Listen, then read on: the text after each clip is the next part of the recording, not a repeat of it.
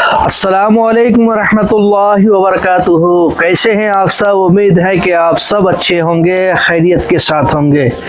सर्दी का मौसम आ चुका है। एक बहुत ही ज़रूरी बात आपसे कहनी है और ये तमाम बेटों से कहनी है ये बात कि जब तुम मार्केट जाओ और इस सर्दी के मौसम में जब अपने परिवार के लिए, अपने घर के लिए, अपने बच्चों के लिए, अपनी बीवी के लिए जब कपड़े खरीदो, गरम कपड़े, तो एक बात का हमेशा याद रखना कि तुम जो भी कपड़े लाओगे उसके अंदर कुछ ना कुछ नुक्स निकालेंगे। कोई कहेगा कि इसका कलर अच्छा नहीं है, कोई कहेगा कि ये मोटा नहीं है, ये गर्म नहीं होता।